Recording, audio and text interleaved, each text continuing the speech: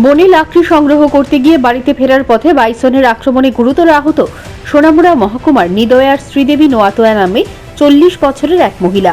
বনের মধ্যেই রক্তাক্ত অবস্থায় মহিলা পড়ে থাকে।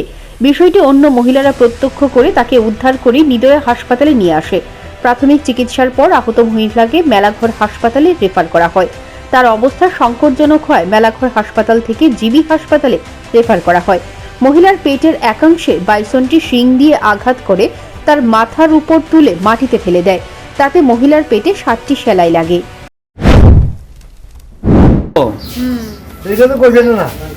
কোন জায়গাত কোসা করুন আপনার বাড়ি কোন জায়গায়? নিদিয়া। হ্যাঁ, কটা কোন সময় সে ঘটনাটা? আমরা গেছি লাড়কে আনতে 9টার সময় গেছি। লাড়কে লসে লাড়কে পজা বান্ধা আইতে সময় এরকম ওইটা আপনার সামনে পড়ছে।